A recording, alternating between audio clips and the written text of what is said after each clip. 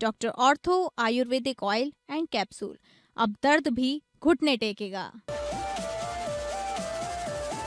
केदारनाथ यात्रा में 35 दिनों में पहुंचे 9 लाख लोग। यमुनोत्री में यात्रियों की संख्या बढ़ने पर पंजीकरण बंद।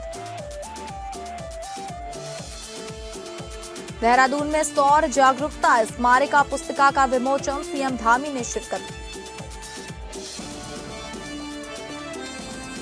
चंपावत में परिवहन विभाग का बड़ा एक्शन, 60 वाहनों के चालान, 2 गाड़ियां मौके पर सीज। पूर्णागिरी मार्ग पर नियम तोड़ना भारी।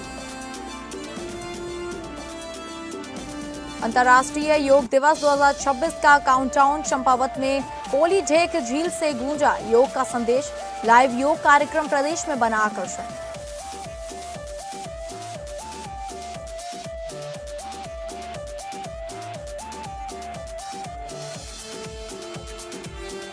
नमस्कार, आप सभी का बहुत बहुत स्वागत है उत्तराखंड बुलेटिन में और मैं हूं आपके साथ अंकिता सिंह। शुरुआत करेंगे बुलेटिन की, जहां देहरादून में सौर ऊर्जा के प्रति जन जागरूकता बढ़ाने के उद्देश्य से सौर जागरूकता स्मारिका पुस्तिका का भव्य विमोचन किया गया। इसमें सीएम धामी ने शिरकत की। यहाँ भी देखते हैं अभी हम लोगों ने चर्चा भी करी है किस प्रकार से हीट वेव चल रही है। ऐसे समय में सौर ऊर्जा केवल एक विकल्प नहीं है, बल्कि आने वाली जनरेशन के लिए उनके फ्यूचर के लिए एक बहुत ही आवश्यकता भी बन चुकी है।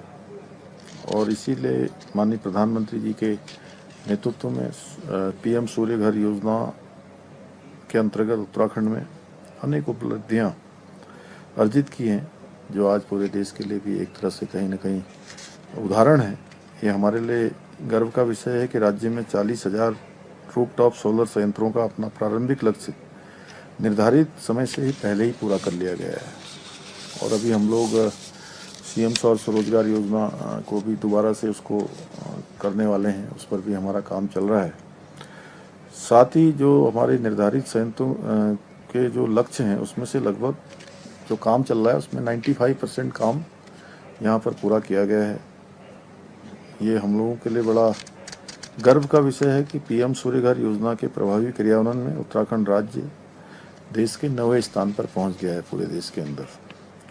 और यदि मैं आंकड़ों की बात करूं तो 2024 से लेकर अब तक यानी मात्र 2 वर्षों में हमारे राज्य ने यहाँ सौर ऊर्जा क्षमता में लगभग 10 गुना की वृद्धि दर्ज की है। 2026 की केदारनाथ यात्रा ने सारे पुराने रिकॉर्ड तोड़ दिए हैं। कपाट खुलने के शुरुआती 35 दिनों में ही रिकॉर्ड 9 लाख से अधिक श्रद्धालु बाबा के दर्शन कर चुके हैं। हर रोज करीब 30,000 लोग केदारनाथ पहुंच रहे हैं। ऐसे में अगर आप भारी भीड़, लंबे जाम और 16 किलोमीटर की थका देने वाली पैदल चौड़ाई से बचना चाहते हैं तो हवाई सफर आपके लिए सबसे बेस्ट और आरामदायक विकल्प है।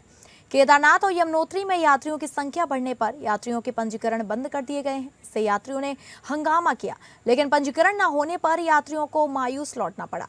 उत्तराखंड में 4 धाम यात्रा अपने चरम पर है, लेकिन पिछले 2 दिनों से श्रद्धालुओं की भीड़ उमड़ रही है। हरिद्वार के ऋषिकुल मैदान में बने अस्थायी रजिस्ट्रेशन सेंटर में 2 दिनों से श्रद्धालु परेशान हैं। 4 धामों में श्रद्धालु की भीड़ बढ़ने के बाद सीमित संख्या में रजिस्ट्रेशन किए जा रहे हैं।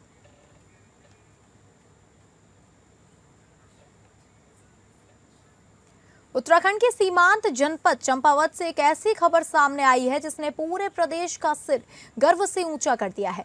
चंपावत की होनहार बेटी आयुषी भावे ने अपनी प्रतिभा और कठिन परिश्रम के दम पर अमेरिका के प्रतिष्ठित कैलिफोर्निया यूनिवर्सिटी में असिस्टेंट प्रोफेसर का पद हासिल कर इतिहास रच दिया। उनकी इस बड़ी उपलब्धि पर जिलाधिकारी मनीष कुमार ने उन्हें सम्मानित कर शुभकामनाएं दी। सीमित संसाधनों और पहाड़ी चुनौतियों के बीच सपनों को उड़ान देने वाली चंपावत की बेटी आयुश्री भावे आज हजारों युवाओं, खासकर बेटियों के लिए प्रेरणा बन गई हैं। लोहाघाट निवासी आयुश्री ने अपने शुरुआती शिक्षा स्थानीय विद्यालयों से प्राप्त की। इसके बाद भीमताल से बी फार्मा और जयपुर से एम फार्मा की पढ़ाई पूरी कर कठिन परीक्षाओं को पार करते हुए अमेरिका में यह बड़ी उपलब्धि हासिल की। आयुश्री की सफलता पर जिलाधिकारी श्री मनीष कुमार ने उन्हें विशेष रूप से सम्मानित करते हुए कहा कि अगर लक्ष्य स्पष्ट हो और मेहनत निरंतर की जाए तो दुनिया का कोई भी मुकाम दूर नहीं होता। उन्होंने कहा कि आयुश्री आज उत्तराखंड की बेटियों के लिए प्रेरणा का प्रतीक बन चुकी है।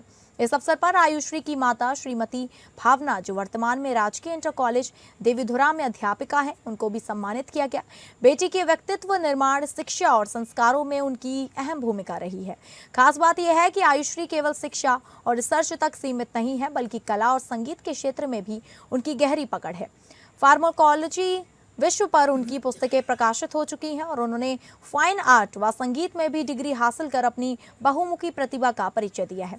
चंपावत की बेटी की यह सफलता सिर्फ एक परिवार की उपलब्धि नहीं, बल्कि पूरे उत्तराखंड के लिए गर्व का क्षण है। आयुश्री भाभी ने यह साबित कर दिया है कि पहाड़ की बेटियां अवसर मिलने पर दुनिया के सबसे बड़े मंच पर भी अपनी प्रतिभा का परचम लहरा सकती हैं।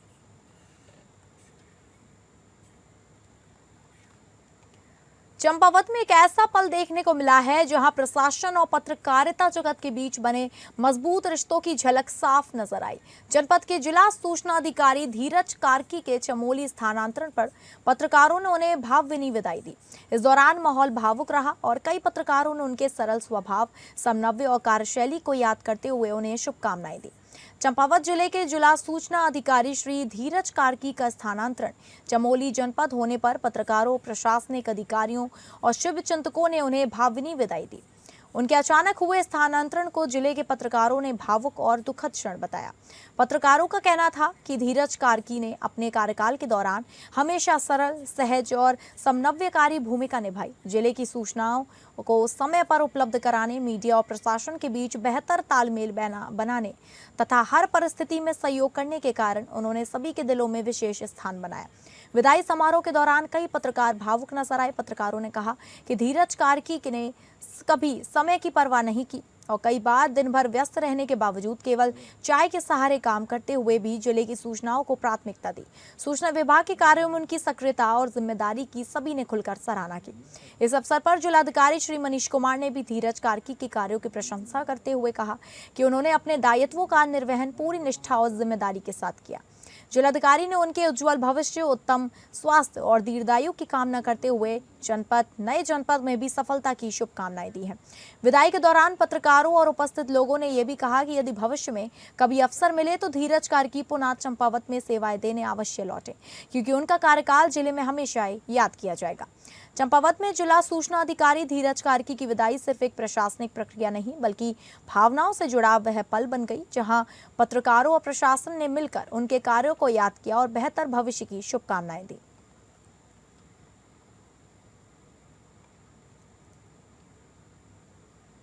पूर्णागिरी मार्ग पर नियम तोड़ने वाले वाहन चालकों के खिलाफ प्रशासन ने सख्त कार्रवाई शुरू कर दी है। जिलाधिकारी श्री मनीष कुमार के निर्देश पर परिवहन विभाग ने विशेष चेकिंग अभियान चलाते हुए 60 वाहनों का चालान किया, जबकि गंभीर अनियमितताएं पाए जाने पर 2 वाहनों को मौके पर ही सीज कर दिया गया।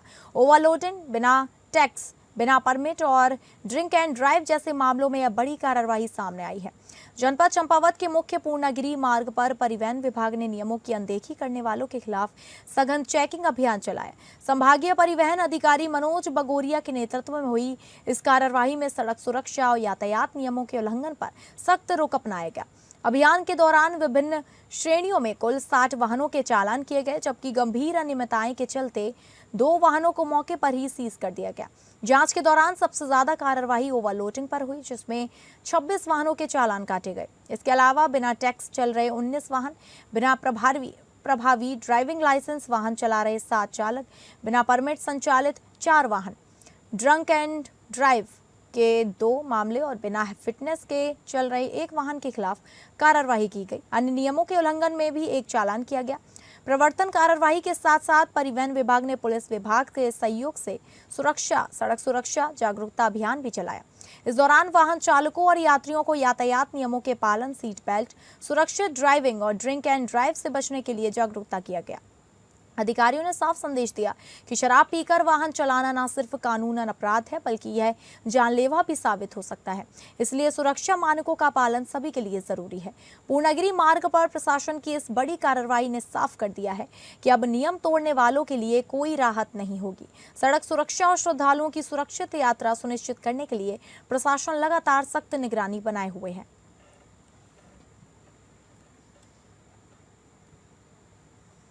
चंपावत में पुलिस विभाग द्वारा अवैध भांग की खेती के खिलाफ लगातार कार्रवाई की जा रही है। पहाड़ों में भांग के बीजों के पारंपरिक उपयोग को लेकर लोगों के बीच चर्चा और सवाल उठ रहे हैं। इसी बीच चंपावत की पुलिस अधीक्षक रेखा यादव ने साफ संदेश देते हुए लोगों से भांग की खेती न करने और इसके दुष्परिणाम समझने की अपील की है। जनपद चंपावत में पुलिस विभाग द्वारा अवैध भांग की खेती को नष्ट करने का अभियान लगातार चलाया जा रहा है। इस कार्यवाही के बीच स्थानीय स्तर पर कुछ लोगों ने सवाल उठाए कि पहाड़ी क्षेत्रों में भांग के बीजों का उपयोग वर्षों से पारंपरिक रूप से किया जाता रहा। लोगों का कहना है कि पहाड़ों में कई घरों में सब्जियों और विशेष व्यंजनों में भांग के बीजों का इस्तेमाल स्वाद और तासीर के रूप में किया जाता है। इसी विषय पर जब चंपावत की पुलिस अधीक्षक श्रीमती रेखा यादव से बातचीत की गई तो उन्होंने स्पष्ट किया कि अवैध भांग की खेती कानूनन अपराध की श्रेणी में आती है और पुलिस का अभियान नशे के दुष्प्रभावों को रोकना तथा युवाओं के नशे से बचने के उद्देश्य से चलाया जा रहा है।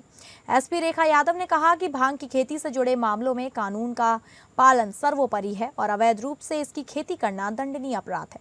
उन्होंने लोगों से अपील करते हुए कहा कि भांग की खेती से बचें, इसके दुष्परिणामों को समझें और समाज में भी इसके प्रति जागरूकता फैलाएं। पुलिस प्रशासन का कहना है कि जनपद में नशा मुक्त समाज की दिशा में लगातार अभियान चलाए जा रहे हैं और किसी भी प्रकार की अवैध गतिविधि को बर्दाश्त नहीं किया जाएगा। एक तरफ पहाड़ों की पारंपरिक मान्यताओं और उपयोग को लेकर चर्चा जारी है तो दूसरी ओर कानून और नशा मुक्ति अभियान को लेकर प्रशासन सख्त नजर आ रहा है। ऐसे में चंपावत में भांग की खेती को लेकर बहस तेज हो गई है, लेकिन पुलिस का संदेश साफ है, अवैध खेती से दूरी बनाएं और कानून का पालन करें। भांग की खेती बिना लाइसेंस के किया जाना निश्चित ही अवैध है और ऐसा किया जाना करते हुए पाए जाने पर एनडीपीएस एक्ट के प्रावधानों के तहत कानूनी कार्रवाई की जाती है। चूंकि ठंडे प्रदेशों में इसका प्रयोग किया जाता है और वो जो भी इस हेतु प्रायोजन किए जाते हैं, मैं निश्चित ही ये मानती हूँ कि वो जो लाइसेंस तरीके से की जा रही है वहां से वो सीड्स प्राप्त करके अपना उसमें प्रयोग कर सकते हैं, परंतु बिना अनुमति के, बिना लाइसेंस के किसी भी सूरत में भांग की खेती का कल्टीवेशन किया जाना कानूनी दायरे में अपराध की श्रेणी में आता है। खबरों में आगे बढ़ेंगे, जहां अंतर्राष्ट्रीय योग दिवस 2026 के काउंटडाउन कार्यक्रम के तहत चंपावत से एक शानदार पहल सामने आई है। प्राकृतिक सौंदर्य से घिरी कोलीढेक झील लोहाघाट से आयोजित योग कार्यक्रम का ऑनलाइन लाइव प्रसारण पूरे प्रदेश में किया गया। योग को जन जन तक पहुंचाने के उद्देश्य से आयोजित इस कार्यक्रम में बड़ी संख्या में लोगों ने ऑनलाइन जुड़कर सहभागिता की। 12वें अंतर्राष्ट्रीय योग दिवस के काउंटडाउन कार्यक्रम के तहत जनपद चंपावत में योग को जन आंदोलन बनाने की दिशा में एक विशेष ऑनलाइन योग सत्र का आयोजन किया गया।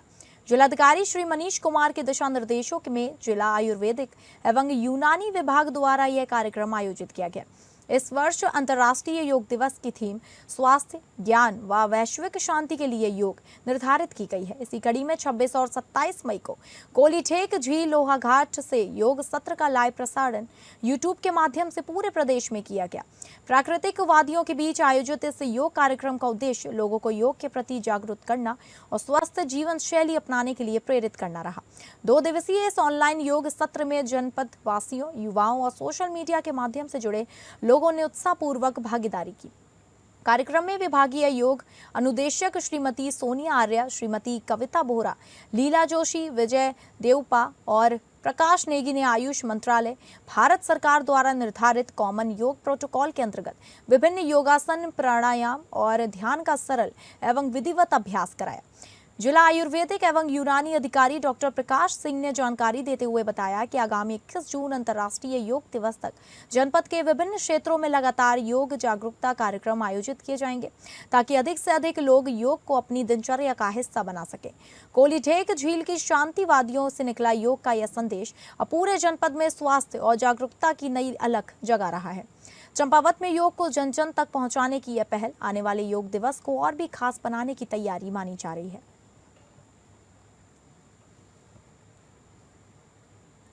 खटीमा में कथित धर्मांतरण के मामले में ऊधम सिंह नगर पुलिस ने बड़ी कार्रवाई करते हुए 4 आरोपियों को गिरफ्तार किया है। एसएसपी अजय गणपति के निर्देशन में गठित विशेष टीम ने यह कार्रवाई की।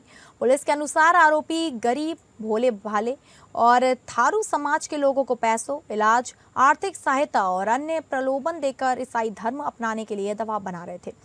विरोध करने पर जान से मारने और परिवार को नुकसान पहुंचाने की धमकियां भी दी जा रही थी। पुलिस जांच में सामने आया कि प्रार्थना सभाओं, धार्मिक किताबों और बैठकों के जरिए लोगों को प्रभावित किया जा रहा था। आरोपी धर्म परिवर्तन के बदले हर महीने 6,000 रुपए और 2 लाख रुपए तक का लालच देते थे। पुलिस ने आरोपियों के कब्जे से मोबाइल फोन बरामद किया है, जिसमें धर्मांतरण से जुड़े फोटो, वीडियो और ऑडियो साक्ष्य मिले हैं। एसएसपी अजय गणपति ने कहा कि ऐसे मामलों में सख्त वैधानिक कार्यवाही जारी रहेगी। माननीय मुख्यमंत्री महोदय के निर्देशानुसार जनपद ऊधम सिंह नगर में जो व्यक्ति इलीगल तरीके से डरा धमकाकर या प्रलोभन दिखाकर धर्मांतरण एवं मतांतरण करने की गतिविधियों में लिप्त थे, उनके खिलाफ सख्त से सख्त कानूनी कार्रवाई की जा रही है। इसी क्रम में नानकमता एवं खटीमा क्षेत्र से विशेषतः गरीब समुदाय में इस तरीके की गतिविधियां कुछ लोगों द्वारा की जाने की सूचना पुलिस को प्राप्त होती रही है और उसके ऊपर पुलिस प्रशासन पहले से ही गंभीर था। जिस क्रम में 4 व्यक्तियों द्वारा हमें पूर्व में शिकायती प्रार्थना पत्र प्रेषित किया जा चुका था, जिसमें 3 मुकदमे खटीमा थाने में पंजीकृत किए जा चुके, 1 मुकदमा नानकमता थाने में पंजीकृत किया जा चुका है, जिसमें से 2 मुकदमों में कुल 4 व्यक्तियों की गिरफ्तारी पुलिस ने आज सुनिश्चित की है, जिसमें एक व्यक्ति जिसका नाम दान सिंह राणा है, इसकी गिरफ्तारी 151/26 जो मुकदमा है खटीमा थाने का, उसमें सुनिश्चित की गई है तथा अन्य 3 अपराधी जिसमें एक महिला का भी समावेश है, उनकी गिरफ्तारी 139/26 मुकदमे में की जा चुकी है। मसूरी देहरादून मार्ग पर बड़ा सड़क हादसा होने से हड़कंप मच गया। जज्जी बैंड के पास एक पानी का टैंकर अचानक अनियंत्रित होकर करीब 50 मीटर गहरी खाई में जा गिरा। हादसा इतना भीषण था कि टैंकर चालक गंभीर रूप से घायल हो गया। घटना के बाद मौके पर अफरा तफरी मच गई। स्थानीय लोगों और पुलिस टीम ने तत्काल रेस्क्यू अभियान चलाकर घायल चालक को खाई से बाहर निकाला और उपचार के लिए उप जिला चिकित्सालय मसूरी पहुंचाया, जहां डॉक्टरों ने उपचार के दौरान चालक को मृत घोषित कर दिया। मृतक की पहचान अक्षय असवाल निवासी मसूरी के रूप में हुई है। बताया जा रहा है कि टैंकर मसूरी झील से पानी भरकर वापस लौट रहा था, तभी गज्जी बैंड के पास चालक वाहन से अनियंत्रित खो बैठा और टैंकर सीधे खाई में जा गिरा। हादसे की सूचना मिलते ही पुलिस मौके पर पहुंची और जांच शुरू कर दी है। वहीं घटना की जानकारी मृतक के परिजनों को दे दी गई है। रानीखेत जामा मस्जिद में ईद उल अजहा या बकरीद का मुकद्दस त्योहार इस वर्ष बेहद अकीदत, भाईचारे और भावनात्मक माहौल के बीच मनाया गया। सुबह से ही मुस्लिम समाज के लोगों में ईद को लेकर विशेष उत्साह देखने को मिला। नए परिधानों में बच्चे, युवा और बुजुर्ग बड़ी संख्या में जामा मस्जिद पहुंचे और अल्लाह की इबादत में शामिल हुए। सुबह ठीक 9 बजे से ईद की नमाज अदा की गई। नमाज के दौरान पूरा माहौल रूहानी एहसास और भाईचारे की भावना से सराबोर दिखाई दिया। पेश इमाम ने अपने बयान में ईद उल अजहा के महत्व को बताते हुए कहा कि यह पर्व हमें त्याग, सब्र, इंसानियत और अल्लाह की राह में कुर्बानी देने का संदेश देता है। नमाज के बाद मुल्क की सलामती, अमन, चैन, तरक्की, आपसी भाईचारे और पूरी इंसानियत की भलाई के लिए विशेष दुआ कराई गई। साथ ही विश्व में शांति और समाज में मोहब्बत कायम रहने की कामना भी की गई। नमाज के बाद लोगों ने एक दूसरे को गले लगाकर ईद की मुबारकबाद दी। मस्जिद परिसर में छोटे बच्चों की खुशियां और बुजुर्गों की दुआएं ईद की रौनक को और खास बना रही थी। लोगों ने जरूरतमंदों की मदद कर ईद के असली संदेश, प्रेम, करुणा और साझेदारी को जीवंत किया। पूरे रानीखेत क्षेत्र में ईद को लेकर उत्साह और खुशी का माहौल बना रहा और लोगों ने सौहार्द और एकता का संदेश देते हुए त्योहार को शांतिपूर्ण ढंग से मनाया।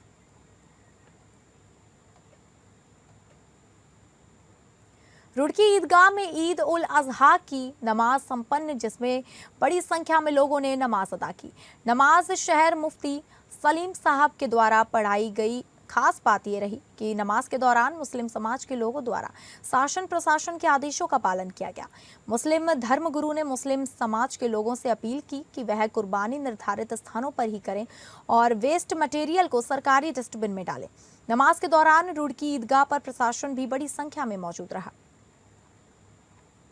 अल्हम्दुलिल्लाह रुड़की शहर की ईदगाह में हज़ारों लोगों ने ईद की नमाज अदा की है और सारे लोगों ने ईदगाह के अंदर नमाज अदा की है। जैसे शासन प्रशासन और ऊपर से वज़ीर आज़म की तरफ से अहकामात थे उसका पालन किया है सबने, और सब लोगों ने हमारे शहर में ईदगाह में ही नमाज अदा की है। मैं सारे शहर के मुसलमानों को इस मौके से मुबारकबाद देता हूँ और सभी से ये तवक्को नहीं बल्कि यकीन रखता हूँ, जैसे उनको पहले हमने हिदायत दी हैं कुर्बानी से मुताल्लिक़ कि वो पाकी सफाई का ख्याल रखें और गोश्त को ढक कर ले जाएं और ज़बह करते वक्त वीडियो ना बनाएं और प्यार और मोहब्बत के साथ मुजाहरा फरमाएं और कुर्बानी के ज़रिए से गलियों में चौराहों पे कोई गंदगी ना करें, डस्टबिन में सारा कचरा डालें। तो फिलहाल उत्तराखंड बुलेटिन में बस इतना ही। नमस्कार।